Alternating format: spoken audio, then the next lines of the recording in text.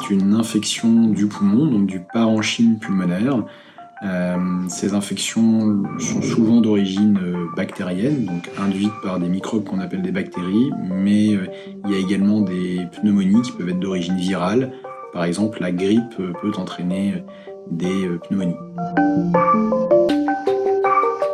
Alors certains symptômes de la pneumonie ne sont pas spécifiques de cette pathologie. La pneumonie généralement fait tousser, peut entraîner l'augmentation des sécrétions bronchiques et donc entraîner des expectorations, c'est-à-dire que les gens vont se ressentir un encombrement et avoir tendance à cracher. Les expectorations souvent sont colorées. Les gens parlent parfois d'expectorations sales, donc en médecine on dit plutôt purulentes, elles peuvent être jaunes, être vertes. Ça peut s'accompagner d'un essoufflement si l'atteinte pulmonaire est suffisamment importante. Et puis lorsqu'il y a une irritation de la plèvre qui est à l'enveloppe du poumon, ça peut également entraîner des douleurs thoraciques. Un des signes également importants de la pneumonie, étant donné que c'est une infection, c'est l'élévation de la température avec l'apparition de fièvre, et on considère qu'il y a de la fièvre, pour faire simple, lorsque la température est supérieure ou égale à 38. Lorsque le médecin ausculte un patient avec une pneumonie, ce qu'il va rechercher, ce sont des anomalies à l'auscultation qu'on appelle des crépitants. Lorsqu'on a l'ensemble du tableau, le diagnostic est assez simple à faire et on peut compléter avec des examens complémentaires, notamment une radio de thorax qui peut montrer des anomalies ou un scanner du thorax qui peut montrer des anomalies dans le parenchyme pulmonaire. Ils sont multiples. D'abord, il faut savoir que c'est une pathologie qui peut toucher n'importe qui. On a l'habitude de dire que ça touche tout le monde de 0 à 99 ans, donc on peut tout à fait faire une pneumonie sans facteur de risque particulier. Après, les facteurs de risque qui sont bien établis, c'est l'âge. Plus on vieillit, plus on a de risques. Les troubles de la déglutition, par exemple, les gens qui ont des maladies neurodégénératives, les gens qui ont des antécédents d'accidents vasculaires cérébraux et qui ont des troubles de déglutition, et le fait d'avaler de travers et de faire des fausses routes, même parfois des fausses routes qui passent inaperçues avec de la salive, ça augmente le risque.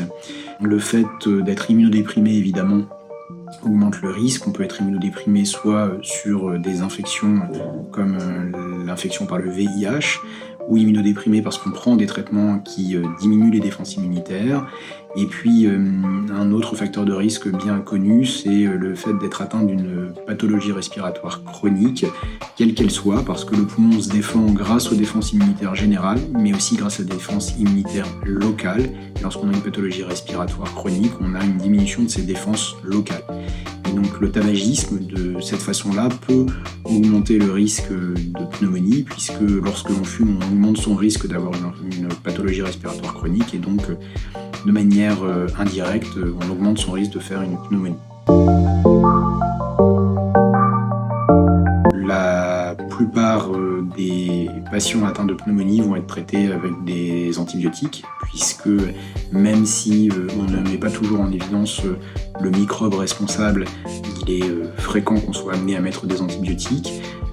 On met des antibiotiques parce qu'on fait l'hypothèse que la pneumonie est d'origine bactérienne. Le médecin va choisir le type d'antibiotique utilisé en fonction du terrain, c'est-à-dire est-ce que le patient a des antécédents, quel âge a le patient, quelle est aussi la gravité de la pneumonie.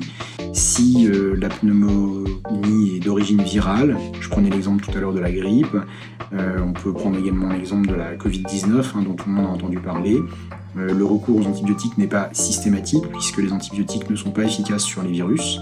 Il arrive pour autant, néanmoins qu'on en prescrive quand même parce que la pneumonie virale peut augmenter le risque de complications bactériennes secondaires, et donc c'est pour cette raison que parfois les médecins prescrivent des antibiotiques même dans un contexte de pneumonie virale. Ce qui est important peut-être à rappeler également, c'est que certains traitements qui sont disponibles en automédication, comme les AINS, les anti-inflammatoires non stéroïdiens, l'Advil ou les médicaments de ce type-là, doivent être vraiment évités dans cette situation parce qu'on augmente le risque de complications infectieuses, notamment le risque de développer des pleurésies, c'est-à-dire l'apparition de liquide dans la plèvre qui est l'enveloppe du poumon. Donc les anti-inflammatoires non stéroïdiens pour les infections doivent être oubliés.